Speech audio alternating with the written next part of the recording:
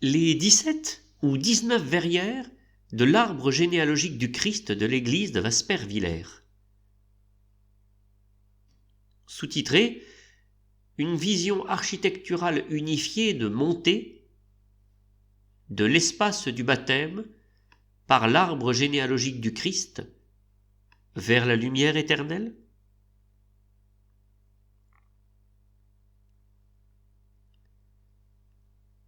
Prologue architectural. Le récit de la création du livre de la Genèse est rythmé par cette litanie. Il y eut un soir, il y eut un matin, premier jour. Nous vous proposons un pèlerinage immobile à travers les différents espaces de cette église de Waspervillers, fleuron de l'art contemporain au pays de Sarrebourg. Bien évidemment, ce pèlerinage intérieur se voudra aussi une ode en faveur de la paix et de la réconciliation. Paix et réconciliation qui sont des biens devenus de plus en plus fragiles depuis le début de cette année 2022 avec le conflit en Ukraine. Parce que cette Église, par le fait même d'exister et d'avoir pu être construite malgré les vicissitudes de l'histoire, elle incarne le fruit d'un projet commun audacieux. Voulu et pensé par Karl Lietzenburger, lui-même un témoin audacieux en faveur de la paix et de la réconciliation. Parce qu'il fut un architecte d'origine allemande, dessinant les plans pour une église française, à une époque pas si lointaine où rien n'était évident, et où l'Union européenne n'en était qu'à ses balbutiements. Attardons-nous à cet arbre généalogique du Christ, car tel est son titre. D'abord, comment se découvre-t-il à notre regard ? Est-ce uniquement de l'intérieur ? En fait, je pense qu'il faut le comprendre dans sa dynamique architecturale, et surtout son insertion globale dans l'espace du narthex.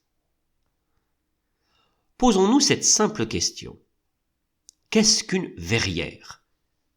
Si ce n'est ces dalles de verre ou morceaux de verre, peints ou teintés dans la masse avec de la grisaille. Ces ensembles sertis dans du béton ou bien du plomb, puis incrustés, enchâssés dans les encadrures.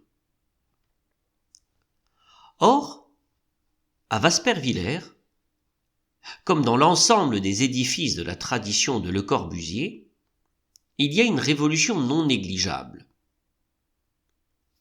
Les murs internes et externes ne sont plus les mêmes et n'occupent plus la même place et surtout n'occupent plus la même fonction. Le mur, avec ses encadrures à l'extérieur, tel que vous le voyez, ne sera pas du tout ce que vous allez voir à l'intérieur. Au contraire, vous allez voir autre chose. Le mouvement interne du mur ne sera plus le même, comme par le passé dans toutes les églises, ou pour faire plus simple, comme dans toutes les maisons. Les murs sont devenus une authentique matière plastique, et non plus rigide. De même, les encadrures vont devenir des espaces géométriques et autonomes à part entière. Or, à Waspervillers, qu'est-ce que vous voyez à l'extérieur ? Sur cette façade est, vous voyez un mur droit, unifié, composé de 3 parties. Une partie centrale, avec 17 encadrures, ces 17 verrières formant ce que l'on nomme la généalogie de Jésus. Puis à gauche, en haut, après un espace de béton, une encadrure divisé en 3 parties par du béton. Enfin, à droite, après une partie de mur en béton, une autre encadrure divisée elle aussi en 3 parties par du béton, composée de dalles de verre formant comme un cierge, ou tout du moins une colonne de lumière dont la fonction est de diffracter la lumière dans l'édifice comme un prisme en fonction de la course du soleil. Et si cet ensemble ne formait qu'une seule et même entité, rythmée en 3 parties? Je pense que c'est possible, tout simplement parce que l'encadrure de gauche, en sa hauteur, se termine par une ligne oblique, et que si cette dernière venait à être prolongée, elle s'achèverait dans la dalle au-dessus de l'encadrure de droite. La géométrie ici nous guide pour délimiter les espaces et les ensembles. Ainsi, de l'extérieur, nous avons cet ensemble harmonieux, 3 parties, une encadrure à droite divisée en 3, puis les 17 verrières, et, en montant, on achève la progression par une autre encadrure divisée en 3. En fait, de l'extérieur, nous n'avons pas 17 verrières, mais bien 19 verrières.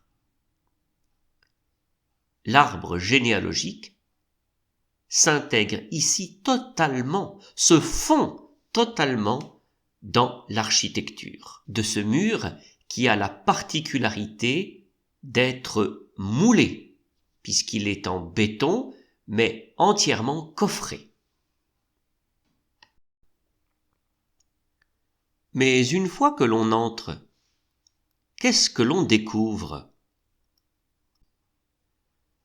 Lorsque vous entrez dans le porche, sombre et éclairé par ces colonnes de lumière en dalles de verre, d'ailleurs comme à Notre-Dame-du-Haut de Ronchamp, votre œil est attiré par la seule porte qui laisse passer la lumière, c'est-à-dire la porte qui conduit à l'espace baptismal.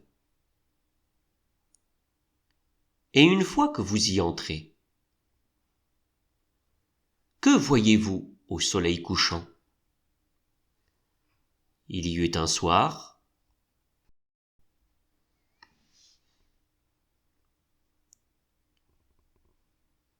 que voyez-vous au soleil du matin? Il y eut un matin.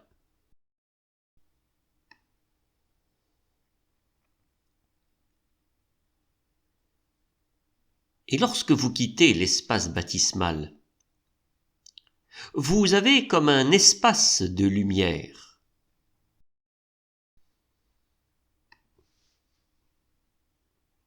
Où une colonne de lumière assure une transition vers l'espace du narthex.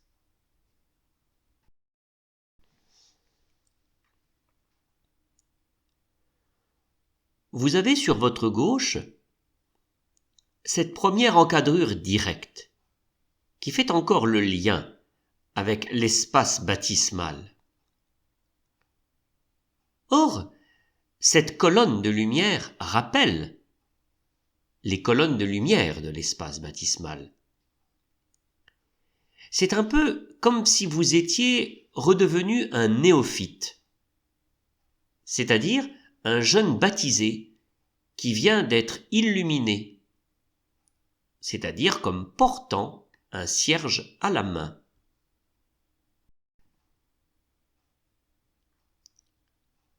En sortant de l'espace baptismal, vous pénétrez dans cet espace de seuil. duquel vous commencez à voir apparaître le mur, avec ses encadrures où se trouve l'arbre généalogique de Jésus. Bien qu'à cet endroit, votre œil ne peut encore rien voir. Rien n'apparaît, si ce n'est des reflets de couleurs sur les murs. Gage de profondeur.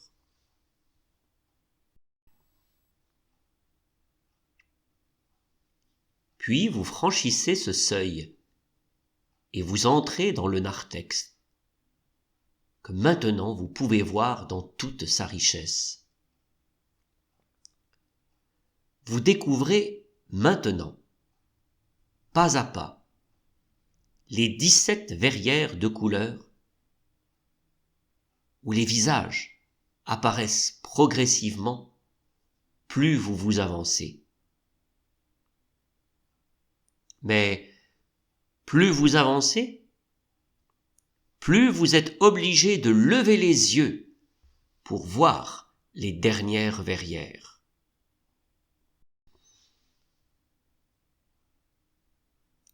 Enfin, en continuant d'élever les yeux, vous franchissez un autre espace qui est ce magnifique puits de lumière indirecte, qui semble vous tracer un chemin vers une source de lumière que vous ne voyez pas. Ou alors, c'est la lumière qui est guidée jusqu'à vous et qui vient comme vous prendre dans son mouvement circulaire. En tout cas, du narthex, on ne peut voir la dernière encadrure.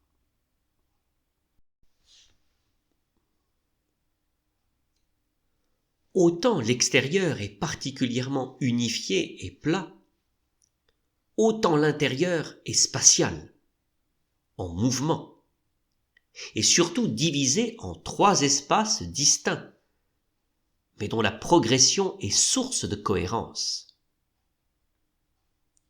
Elle invite le marcheur, le pèlerin, lent et paisible, à franchir 3 espaces, dont la progression est source de compréhension. Vous partez de la lumière du baptême, vous avancez par l'arbre généalogique de Jésus et vous vous élevez vers ce chemin qui vous invite à tourner vers la gauche, vers cette source de lumière presque inaccessible. Nous sommes complètement dans une démarche initiatique que l'on nommait jadis mystagogie.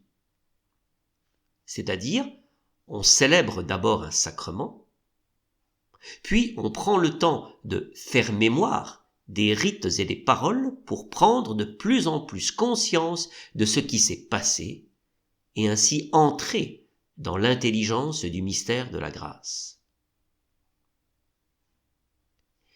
Et si l'on essayait de comprendre cet arbre généalogique de Jésus dans l'ensemble de ce mouvement suggéré par l'architecture elle-même, à la fois à l'extérieur comme à l'intérieur. Et si cette généalogie, comme une sorte de mystagogie, nous aide à comprendre ce qui s'est passé au sein de la chapelle baptismale et nous aide à comprendre vers quoi ou vers qui nous cheminons. Enfin, en quoi cette généalogie, dans cette compréhension unitive liée à l'architecture, nous plonge dans le trésor de l'écriture et, par la place singulière des idoles, nous propose un processus de paix et de réconciliation.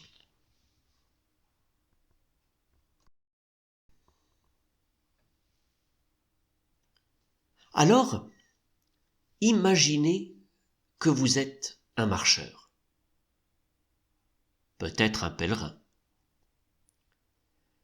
que vous avez franchi ce seuil avec sa colonne de lumière. entre l'espace baptismal et le narthex.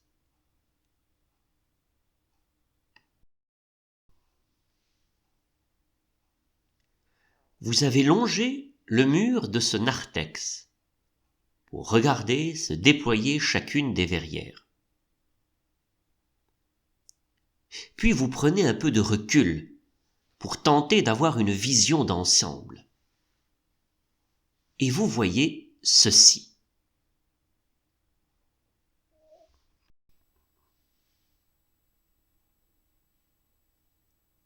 Il s'agit d'une photographie prise au moment de l'équinoxe d'automne. Mais comment comprendre une telle œuvre ?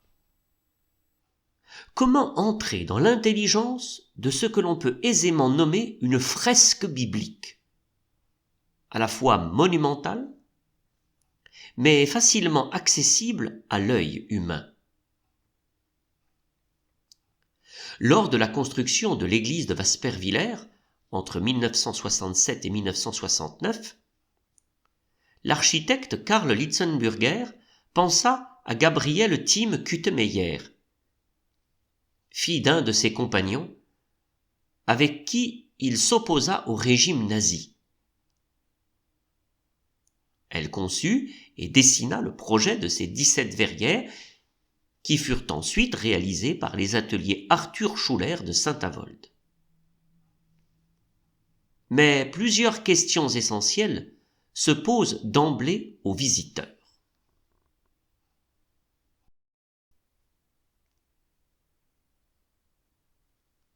Tout d'abord, brève présentation historique de la conception de ces verrières. Comme pour l'évolution des plans de l'édifice, la conception des verrières de l'église de Waspervillers a été décidée de manière progressive et à court terme. Il y a vraiment une réelle évolution de conception qui mérite qu'on s'y attarde.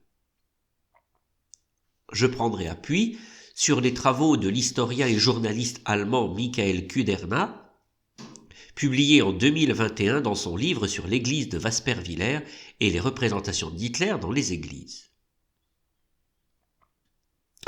Pour le cas de l'église de Waspervillers, l'architecte Karl Lietzenburger organise tout d'abord son travail de la lumière complètement dans l'héritage Le Corbusier.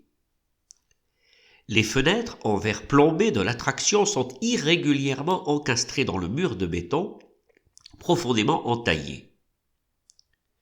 Cette technique a été influencée par Notre-Dame du Haut de Ronchamp, réalisée par Le Corbusier, mais d'autres églises avaient auparavant repris la conception de niches de fenêtres irrégulières, étroites et basses, comme par exemple l'architecte Hans Schilling pour l'église Saint-Alban à Cologne. Il réalisa cela en 1957-1958. Si les lignes directrices du concept sont claires, il y a en 1965 encore deux inconnus. Le nombre de niches fenêtres. Mais surtout, y aura-t-il des verrières colorées et représentatives, ou bien seulement un vitrage ? En effet, en 1965, l'abbé Valère Schisser, curé de Saint-Quirin et de Waspervillers, avait souligné que dans cette église, les fenêtres avaient une tâche pure, à savoir donner la meilleure lumière possible, mais pas sauter à l'œil. De même, l'architecte Karl Lietzenburger n'était pas encore définitivement sûr à ce moment-là s'il s'agirait d'une conception artistique ou éventuellement d'un simple vitrage. Les ouvertures sur le mur dessinées dans les plans successifs différaient jusqu'à ce que le concept finalement exécuté soit mis au jour. Et pour cela, il faut attendre le 21 septembre 1967, à proximité du début de construction de l'église, pour qu'un article des dernières nouvelles, apparemment essentiellement basé sur des déclarations de Karl Lietzenburger, on peut lire ceci. Il n'y aura pas de magnifiques vitraux. Leur seule mission est de fournir de la lumière, la meilleure lumière possible, en quantité et en qualité. Pour cette raison, 4 grandes fenêtres rampantes et plusieurs ensembles de petites ouvertures ont été fournis dans le cadre de l'architecture. À cette date, le plan du mur est tel que nous le connaissons aujourd'hui, à savoir 17 verrières, dont la plus petite ne mesure que 35 cm sur 35, la plus grande 1,09 m sur 1,06 m. Et au total, il couvre une superficie d'environ 8 mètres carrés. Mais, toujours à cette date du 21 septembre 1967, il n'est pas encore prévu qu'il y ait cette fresque biblique que nous voyons. C'est donc pendant la construction de l'église que l'on décida de passer de simples vitrages à des verrières colorées avec représentation. Sans doute est-ce pour cette raison, entre autres, que les verrières ne seront pas terminées pour l'inauguration de l'église le 29 septembre 1968 par Don Lemaître, père abbé de l'ordre de Saint-Benoît de l'abbaye de Ligugé. Mais Karl Lietzenburger semble avoir déjà préparé le terrain pour préparer la soumission d'un projet de réalisation. En effet, l'édition du Républicain lorrain annonce le 17 juillet 1969 que l'église de Baspervillers possédait une œuvre de générosité. Gabriel Kutemeyer avait créé une série de verrières d'un réalisme saisissant qui doivent maintenant être techniquement mises en œuvre par les ateliers Arthur Schuller de Saint-Avold. Alors pourquoi Gabriel Tim Kutemeyer? Tout d'abord, Karl Lietzenburger connaissait bien Gabrielle Kutemeyer, avant qu'elle ne se marie et porte le nom de Tim Kutemeyer. Tout simplement parce qu'il a été un ami fidèle depuis très longtemps avec son père, Wilhelm Kutemeyer, surtout en ce qui concerne leur opposition déterminée au nazisme. Gabriel Kutemeyer a grandi à Heidelberg. Son père Wilhelm a été philosophe, interprète de Kierkegaard, écrivain et esprit rebelle tout au long de sa vie. Après plusieurs semaines d'emprisonnement nazi, il fuit Berlin, entreprend des études de médecine à Fribourg, devient l'assistant de Victor von Weizsäcker à Heidelberg. Et il sera le cofondateur de la médecine anthropologique, et malgré de sévères hostilités, il en est professeur honoraire. Pendant la guerre, dans les milieux de la résistance, son chemin croise celui du jeune Karl Lietzenburger, qui, peu après avoir terminé ses études, part en France, se marie à Metz avec Léontine Siegel, originaire de Niederwiller au pays de Sarrebourg, et il est profondément dégoûté par la guerre et le régime nazi. C'est ainsi qu'en France, Karl Lietzenburger gagnait sa vie en tant que commis, dessinant des plans pour des bâtiments résidentiels. En 1965, alors qu'il travaillait au plan de l'église de Baspervillers, lors d'une visite amicale à son ami Wilhelm Kutemeyer à Heidelberg, Karl Lietzenburger put voir des gravures sur bois de Gabriel. Sans hésiter, il dit « Je veux en avoir de telles fenêtres ». Or, Gabrielle Kutemeyer suivait elle aussi une formation de médecine et se spécialisera plus tard en Suisse dans une formation de psychothérapeute. Gabrielle Kutemeyer ne se considérait pas particulièrement douée et même après avoir travaillé à Baspervillers, elle a évité toute sa vie de se dire artiste. Même si, en 1965, l'architecte ne savait pas si les verrières seraient de simples vitrages ou des verrières colorées, il fit venir Gabriel Kutemeyer. Il lui a montré l'endroit où la nouvelle église devait être construite à la place de l'église baraque encore existante. Puis, donc dès 1965, avec sa sœur, Gabriel Kutemeyer a conçu un concept pour les ouvertures des verrières. Cependant, sur les conseils de Margit Terry-Burman, ils ont révisé à nouveau ce concept et ont opté pour des formes beaucoup plus calmes. Ce détail est très important pour situer le courant artistique au sein duquel s'enracinent ces verrières. Avant de nous attacher à la formation artistique de Gabriel Kutemeyer, faisons d'abord cette brève synthèse. En 1965, alors que Karl Litztenburger n'a pas encore fixé le plan définitif des verrières, il demande à Gabriel Kutemeyer de venir à Waspervillers, sur le lieu de la future église, et de commencer à imaginer un concept. Proposition, car en 1965, on ne sait encore s'il s'agira de simples vitrages ou de verrières colorées. Le 21 septembre 1967, nous savons, le plan des verrières est définitif, mais on n'a pas encore décidé si ce serait du simple vitrage ou des verrières colorées. Entre 1968 et 1969, au cours de la construction, on décide alors pour des verrières colorées. Gabriel Kutemeyer conçoit alors les 17 verrières autour du terme de l'arbre généalogique du Christ, avec pour point de référence l'Ancien Testament.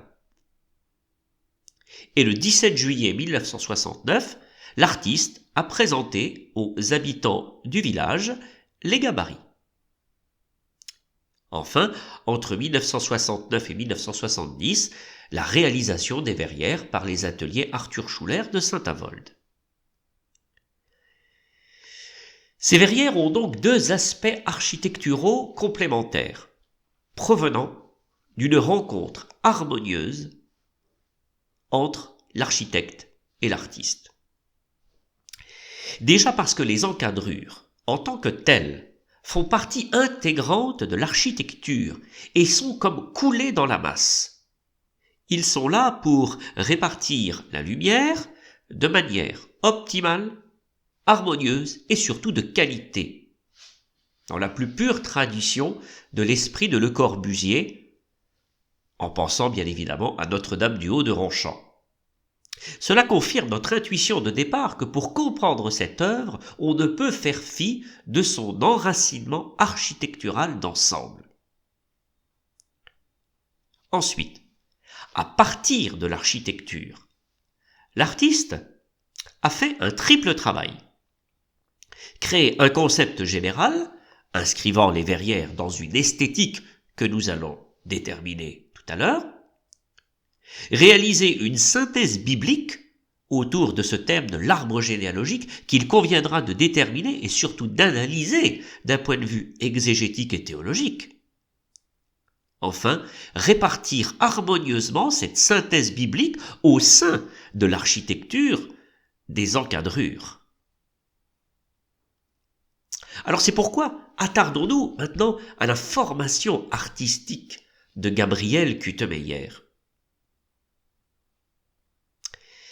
Nous savons qu'elle participait et qu'elle aimait les leçons de peinture d'une ancienne étudiante et surtout d'une collaboratrice du Bauhaus.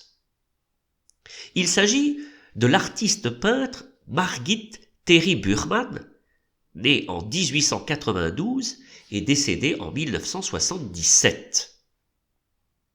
C'est elle, d'ailleurs, qui collabora avec Gabriel Kutemeyer pour affiner le concept général des verrières de l'église de Waspervillers. Margit Terry Burman fut l'élève du brillant éclaireur Johannes Itten, qui a profondément influencé l'art et la culture au XXe siècle. D'abord à Vienne, et après son déménagement en 1919 au Bauhaus de Weimar.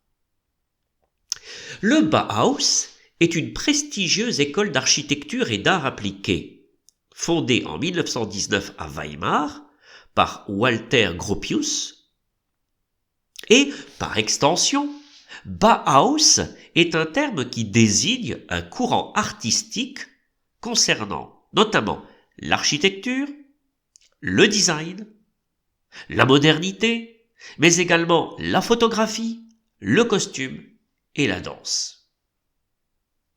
On croirait presque un concept d'art total. À partir de 1922, Margit Terry Burman enseigne la méthode Itten, c'est-à-dire d'analyse des images. Et pendant la guerre, elle et son second mari, Hugo Burman, né en 1899 et mort en 1983, sont arrêtés pour contact avec l'Orchestre Rouge, c'est-à-dire le nom donné par la Gestapo à un ensemble de réseaux d'espionnage en contact avec l'Union soviétique qui ont résisté au nazisme durant la Seconde Guerre mondiale. Malheureusement, presque toutes ces œuvres, en particulier cinématographiques datant de la Seconde Guerre mondiale, ont été perdues dans des bombardements. Après la guerre, Margit Terry Burman travailla à faire du design d'intérieur avec les nouveaux matériaux synthétiques, dont le ciment et l'éternite. D'ailleurs, c'est le Bauhaus qui enseignait l'utilisation de ces nouveaux matériaux synthétiques, donc le ciment et l'éternite, depuis 1926. À partir de 1962, Margit Terry Burman travaillait à nouveau comme artiste indépendante et beaucoup ont pu heureusement constater sa vitalité de création et surtout parce qu'elle a su garder quasiment intact l'esprit originel qui animait la grandeur à la fois du Bauhaus en tant qu'école d'architecture et d'art appliqué, mais aussi en tant que courant artistique spécifique. Et malgré les années d'après-guerre, elle rendait présente avec une extraordinaire pureté les intuitions fondamentales de l'héritage issu de la création du Bauhaus dans les années 20. Et nous savons que depuis 1968, elle vivait à Geberg, près de Heidelberg. Mais surtout, d'une manière plus intime, on savait que elle et son mari appartenaient déjà au cercle des amis de Wilhelm Kuttemeyer, à l'époque de l'avant-guerre. Ainsi, par son concours précieux pour l'élaboration du concept général des verrières de Waspervillers, et parce qu'elle a su garder intact et transmettre l'esprit originel du mouvement Bauhaus, on peut dire par extension que l'œuvre de Gabriel Kuttemeyer s'inscrit dans ce mouvement artistique. Même si au cours des années 1968-1970, ce mouvement artistique peut paraître anachronique, parce que déjà âgé de près de 40 ans. Mais cela place l'œuvre de Gabriel Kuttemeyer, œuvre unique pour l'église de Waspervillers, dans une originalité inégalée. Alors, concernant la mise en œuvre du projet, providence ou heureuse coïncidence? Lorsque Gabrielle Kuttemeyer obtint son diplôme d'État en médecine, elle ne voulait pas tout de suite entrer dans la vie active. De son côté, le projet des verrières colorées avait fait son chemin et fut accepté. Ainsi, Gabrielle Kuttemeyer accepta l'offre de Karl Litzenburger et prit un congé sabbatique où elle visita d'abord de nombreuses églises en France et lut l'Ancien Testament. Au lieu de l'ennui redouté, elle a trouvé le texte aussi excitant qu'un roman policier. Ainsi, le fil conducteur est thématiquement l'arbre généalogique du Christ, où les femmes transmettent les histoires bibliques. Entre 1968 et 1969, elle concevra et dessinera cet ensemble de verrières. Cependant, comme je le disais précédemment, à cette époque, la communauté ecclésiale connaissait déjà les dessins sous-jacents qui ont également été placés dans les ouvertures des fenêtres à titre d'essai et ont ensuite été discutés avec la population. On pourrait appeler ça aujourd'hui, avec les termes de 2023, une construction artistique participative. Et enfin, nous savons que les gabarits seront réalisés par les ateliers d'Arthur Schuller de Saint-Avold, qui réalisera donc ces verrières entre 1969 et 1970. D'après l'ouvrage de Piorek Sirgun, du cabinet du médecin à l'atelier de l'artiste, c'est un livre qu'il consacra à Gabriel Kutemeyer en 2002, il dit que le choix des événements de cet original arbre généalogique du Christ n'est pas accidentel. Beaucoup d'histoires contredisent notre sens actuel de la moralité, de la justice et de l'ordre. Avec cet arbre généalogique du Christ qui décrit des chemins idiosyncrasiques, parfois absurdes, l'origine du scandale qui s'appelle christianisme. Ainsi interprète Gabriel Kutemeyer de son œuvre, et nous aurons l'occasion, dans l'analyse biblique et dans son lien avec la représentation, de voir comment elle prend à bras-le-corps tout ce qui peut apparaître absurde et scandaleux dans cette œuvre. En effet, les Verrières de Wasperviller furent sa seule et unique œuvre, et elle a toujours considéré cette expérience comme le plus beau cadeau de son existence. Et avec sa formation complémentaire de psychothérapeute, cette expérience unique lui a également été bénéfique dans son travail, par exemple dans des ateliers de peinture qu'elle initia et développa avec des malades mentaux. L'expression artistique au service d'une thérapie. En tout cas, comme la plupart des employés, Gabriel Kutemeyer n'a reçu aucun paiement. L'église a été construite essentiellement sur la base du bénévolat et des dons, en faveur d'artisans locaux. Des artistes professionnels ont utilisé des matériaux locaux, parfois même recyclés.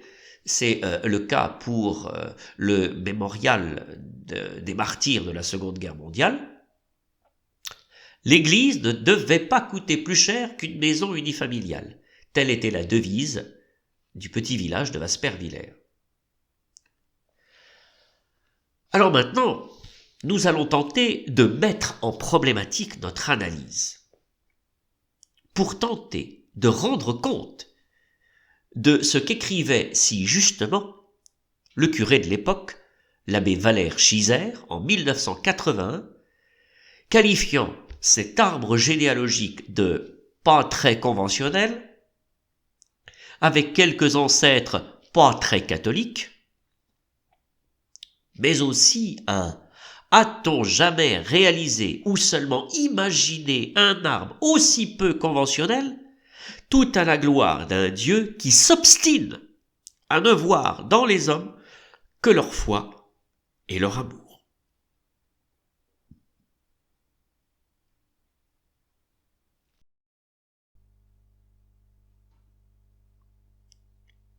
Mise en problématique. Pour mettre en question notre approche de ce chef-d'œuvre de Gabriel Tim Kutemeyer et proposer un commentaire, nous allons au préalable nous poser 4 questions essentielles à partir de son titre. Arbre généalogique du Christ.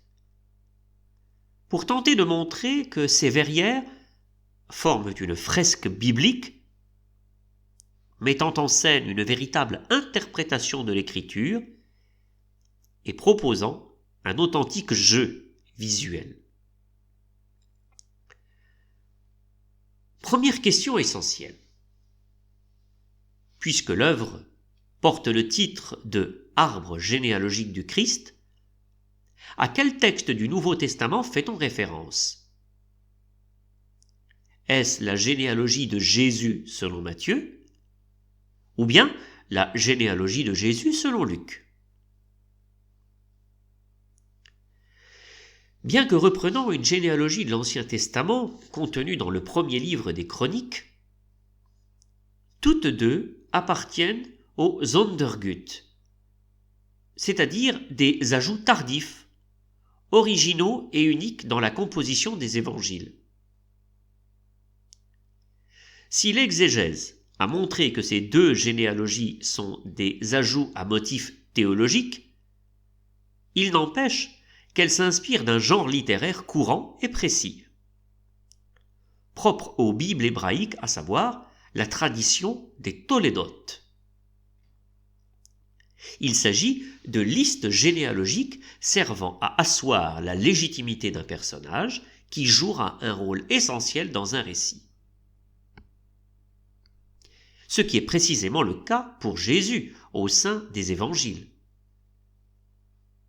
Gabrielle Tim Kutemeyer s'est-elle inspirée de la généalogie de Jésus selon Matthieu, dont on pense qu'elle s'adresse à une communauté d'origine juive pour montrer que Jésus est bien le Messie, le fils de David, le Christ, c'est-à-dire loin du Seigneur? Ou bien s'est-elle inspirée de la généalogie de Jésus selon Luc, dont on pense qu'elle s'adresse aux chrétiens d'origine non juive? Peut-être y a-t-il des éléments provenant des deux. Alors, que pouvons-nous observer en contemplant ces 17 verrières? On part d'Abraham et non d'Adam pour monter vers Jésus. Outre la Vierge Marie, on peut voir la présence de 4 femmes. Tamar, Ruth la Moabite, Bethsabée, femme d'Urias le Hittite, déjà présente dans le premier livre des Chroniques, et la présence de Rahab la Cananéenne, que seul Matthieu mentionne, ce qui est inhabituel pour la tradition juive et unique. La place centrale du roi David et de la lignée de Juda, avec la présence du roi Salomon et d'un roi de Juda, Ézéchias, qui lutta contre l'envahisseur et l'annexion. La mise en exergue de l'exil à Babylone. Et enfin, on culmine par la naissance de Jésus, et non à l'inauguration de son ministère public lors de son baptême par Jean. Ces faits observés nous permettent d'opter sans hésiter pour la généalogie de Jésus selon Matthieu. Cependant, il y a 2 éléments qui proviennent de l'évangile selon Luc. D'une part, la représentation d'une nativité, avec Marie, Joseph, la crèche, l'âne, qui entre nous est le propre de Luc, c'est bien la naissance de Jésus dans l'histoire. D'autre part, la représentation de la femme pécheresse, lavant les pieds de Jésus, les essuyant avec ses cheveux et lui faisant une onction avec un parfum de grande valeur. Cette représentation est également le propre de Luc, dont la tradition pense qu'il s'agit de Marie-Madeleine, bien que l'exégèse devrait être plus nuancée aujourd'hui. Par cette ultime représentation, Jésus est montré comme celui qui est loin du Seigneur. Alors, deuxième question essentielle. Si l'évangile selon Matthieu parle de la généalogie de Jésus, alors pourquoi l'œuvre parle-t-elle d'arbre généalogique du Christ? Alors d'abord, pourquoi la notion d'arbre? Comment ces verrières s'enracinent-elles dans la tradition de l'art chrétien? Alors il faut savoir qu'à l'époque médiévale, ces œuvres typiques dans les vitraux, la sculpture et l'enluminure entre le XIe et le XIVe siècle, portent le titre d'arbre de Jessé, dont le but est de montrer la filiation royale et prophétique de Jésus, partant de Jessé pour correspondre au verset du livre d'Isaïe au chapitre 11, « Un rameau sortira de la souche de Jessé, père de David, un rejeton jaillira de ses racines. » Dans ces représentations, Jessé sera toujours le tronc et le point de départ. Or, pour trouver une arborescence aussi riche qu'à Vaspervillers, il faut aller dans le monde orthodoxe. Par exemple, en Roumanie, au monastère de Voroet, situé en Bucovine, et surnommé la Sixtine de l'Est, ou bien le monastère de Sucevita, ou encore au monastère de Lavra en Grèce. Dans chacun des cas, sur le mur sud-est, il s'agit de peintures murales, où l'arbre de Jessé couvre un mur entier, comme vous pouvez le voir sur l'illustration. L'église de Vaspervillers, confirmant sa vocation œcuménique, propose elle aussi sur son mur est une fresque biblique unique, puisqu'il s'agit d'une peinture murale de lumière occupant une partie maximale de l'espace du mur. Mais en l'observant, on peut parler d'arbre généalogique.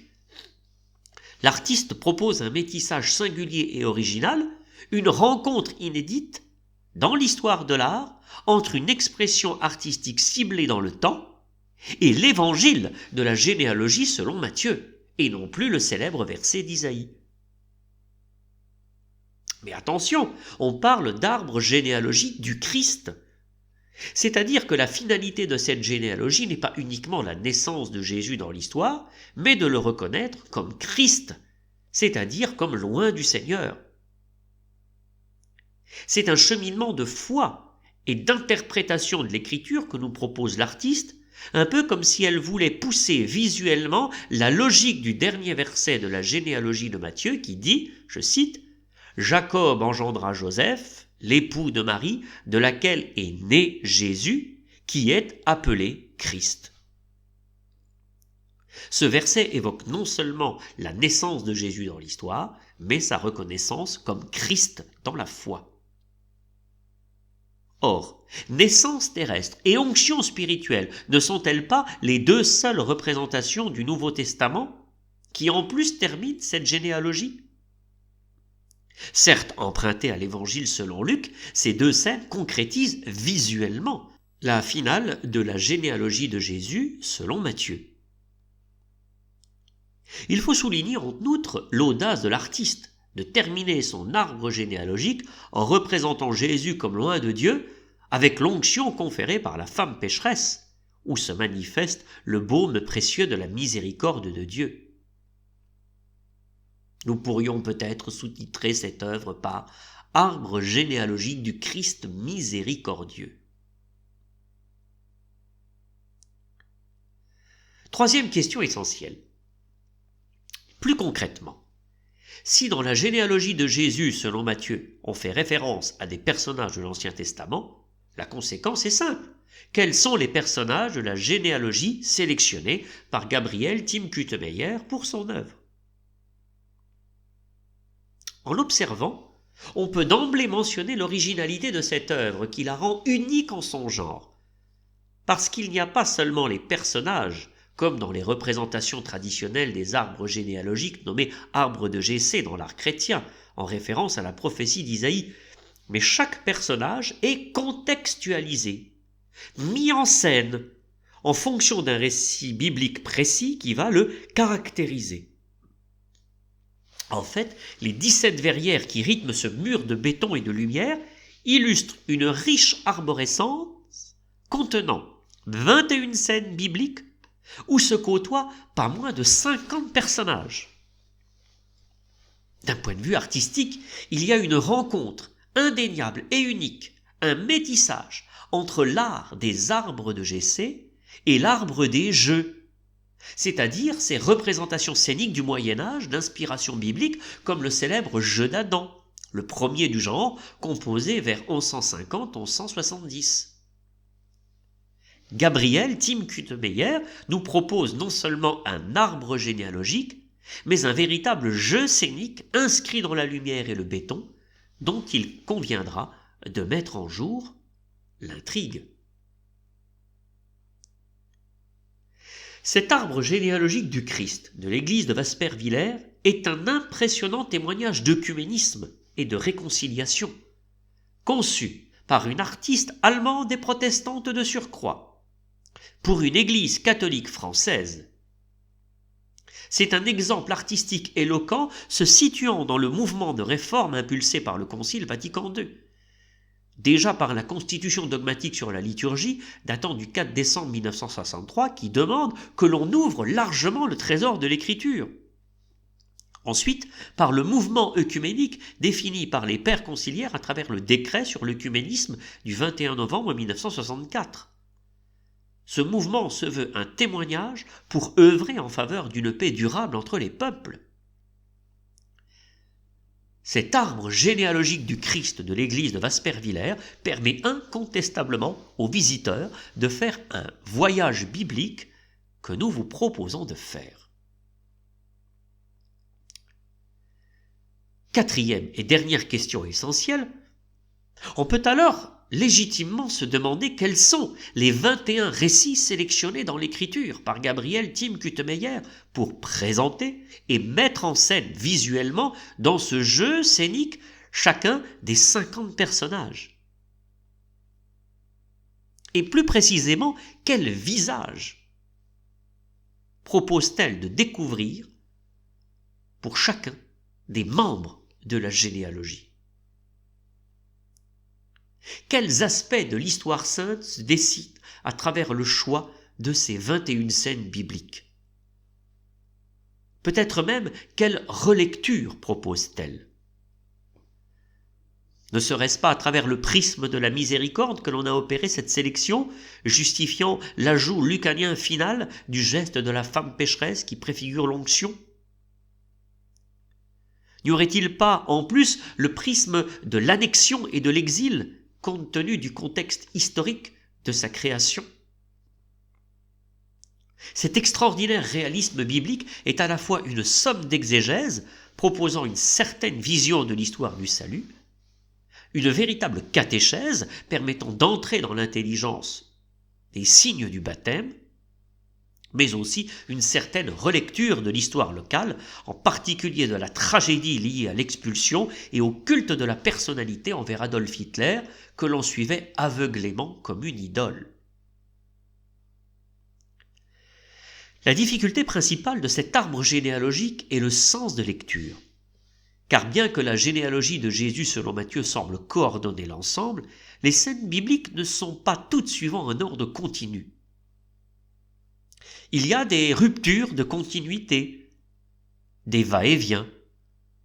Bref, une discontinuité qui peut interroger et peut dérouter le visiteur qui risque d'y s'y perdre. Mais n'est-ce pas l'application concrète du principe de l'asymétrie, si cher aux architectes s'inscrivant dans la continuité de Le Corbusier, qui irait jusqu'à bousculer l'ordre et le sens de lecture? Cet arbre généalogique du Christ semble volontairement asymétrique par bien des aspects, non seulement d'un point de vue architectural par la composition du mur, mais aussi d'un point de vue de représentation des scènes et de leur distribution au sein des verrières. C'est pourquoi, dans un premier temps, pour amorcer la présentation et le commentaire synchronique des scènes bibliques, nous prendrons arbitrairement la progression proposée par la généalogie selon Matthieu. Cela nous permettra, dans un deuxième temps, de proposer un commentaire diachronique de l'ensemble sous un angle théologique, historique général, par exemple l'idolâtrie envers Hitler, et local, à travers la douloureuse histoire de l'expulsion et du retour des exilés.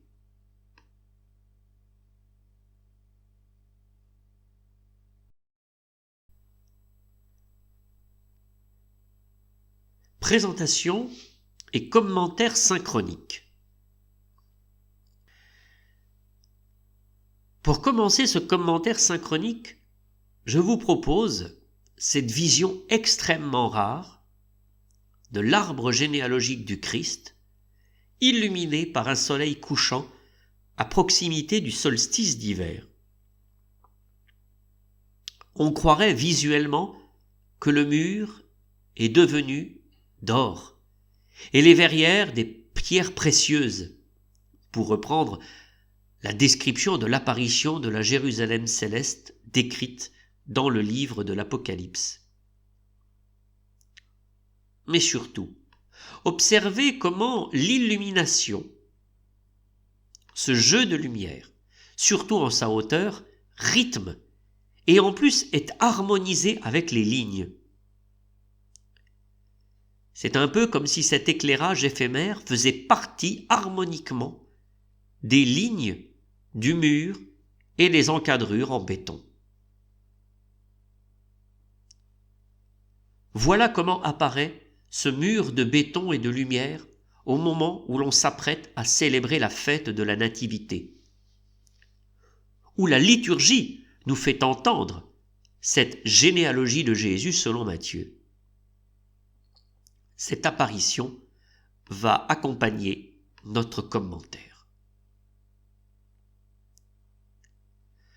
Parmi les 50 personnages présents dans cet arbre généalogique, voici la liste de ceux qui sont mentionnés dans le texte évangélique de la généalogie de Jésus selon saint Matthieu.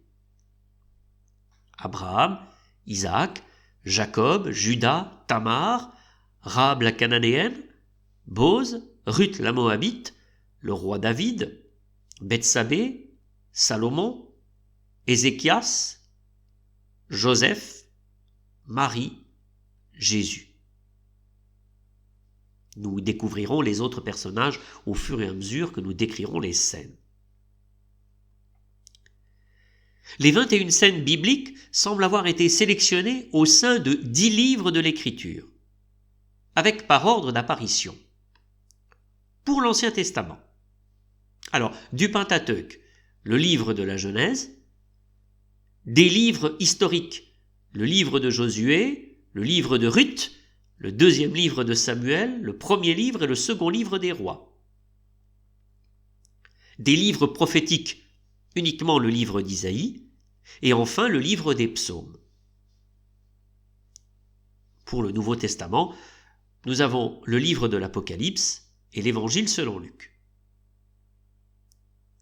Nous découvrirons plus précisément ces textes bibliques au fur et à mesure de la description des scènes. Ces 21 scènes semblent former 3 ensembles rythmiques et cohérents, de 7 scènes, qui correspondent d'ailleurs harmoniquement à la structuration narrative de la généalogie selon Matthieu. En effet, rappelons que la généalogie de Jésus selon Matthieu est rythmée par 3 ensembles litaniques de 14 générations. 14 générations conduisant des patriarches depuis Abraham jusqu'au roi David, apogée de la royauté, 14 générations du roi David à l'exil à Babylone, donc chute du royaume, mais promesse qu'un Messie naîtra du petit reste de Juda, et enfin 14 générations du retour de l'exil à la naissance de Jésus. Bien que n'étant pas né du sang, par la reconnaissance de Joseph, Jésus est pleinement intégré à la descendance de David. Or, dans cet arbre généalogique du Christ à Waspervillers, qu'avons-nous ? 7 scènes pour le temps des patriarches fondateurs, avec en exclusivité Abraham, Isaac, Jacob, selon le livre de la Genèse. Il y a 3 scènes avec Abraham, 2 scènes avec Isaac et surtout 4 scènes avec Jacob. Nous essayerons de répondre à cette question, pourquoi Jacob semble tant attirer l'attention. Ensuite, il y a 7 scènes concernant l'histoire de la royauté, depuis la promesse faite à Juda jusqu'à l'apogée de la royauté de David et de Salomon, mais où s'amorce le déclin et la division du royaume selon la progression des livres historiques. C'est là que se concentre le témoignage des femmes étrangères inscrites dans la généalogie selon Matthieu. En outre, le roi David est bien le centre, pour 3 raisons. Déjà parce qu'il est le seul à avoir 2 scènes, ensuite parce qu'il est représenté dans une verrière qui semble être le centre de l'organisation spatiale et circulaire de cet arbre généalogique. Enfin, il est numériquement le milieu des 7 scènes, 3 scènes avant, 3 scènes après. Le centre de gravité de l'ensemble est cette scène lorsqu'il danse devant l'arche d'alliance. Enfin, la dernière scène de cet ensemble de 7 scènes annoncera et décrira la division et la chute du royaume, son déclin religieux par la substitution au culte des idoles, sa prochaine invasion et sa future déportation. Pour terminer cet arbre généalogique du Christ à Waspervillers, il y a 7 scènes qui évoquent une forme de résistance à la fois spirituelle et politique face à l'annexion progressive du royaume d'Israël et de Juda. Malgré cette résistance, on termine par la déportation et l'exil à Babylone. 5 scènes. Nous ouvrons directement au Nouveau Testament, 2 scènes, à noter que l'on suit la progression des livres historiques en écho avec le livre prophétique d'Isaïe. Il y a d'abord l'annexion du royaume du Nord, qui ouvrira à l'espérance du retour d'un petit reste. Il y a une scène qui parle de cela.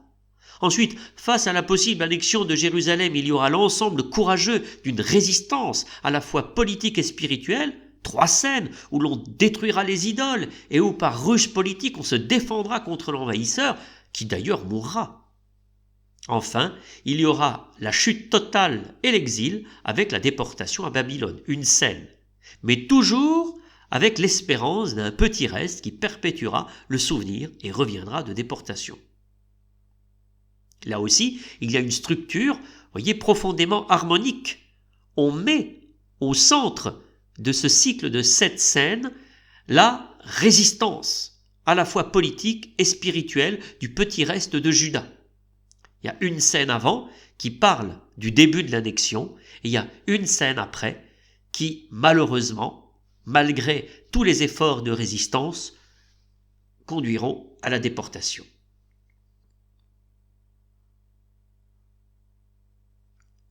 Donc la chute totale et l'exil avec la déportation à Babylone nous conduit au Nouveau Testament.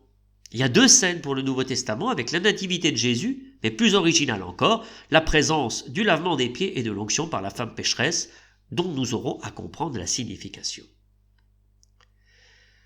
Le génie de Gabriel Tim Kutemeyer aura été, au sein des verrières, de placer soit des personnages ou bien des objets précis montrant que l'on a compilé plusieurs extraits de chapitres en une seule verrière.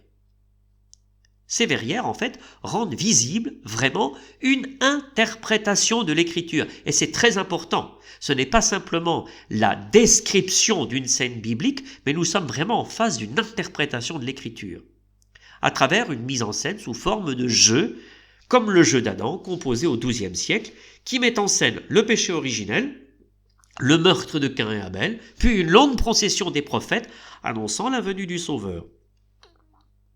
Ce texte se base sur plusieurs traditions exégétiques où le péché d'Adam et d'Ève et le crime commis par Caïn peuvent être rachetés par l'incarnation et la rédemption. Ainsi, cette fresque biblique de Gabriel Tim Kutemeyer ne propose-t-elle pas un authentique jeu scénique où l'on retrouverait des harmoniques de ce célèbre jeu d'Adam? Cette généalogie du Christ de Gabriel Tim Kutemeyer ne mettrait pas en scène le péché des origines, le meurtre de Caïn et Abel, et que cela conduirait à un rachat dans l'incarnation et la rédemption de Jésus? En tout cas, grâce à cette technique, le panorama biblique est encore plus riche. Alors maintenant, il est temps, plongeons-nous au sein de ces verrières.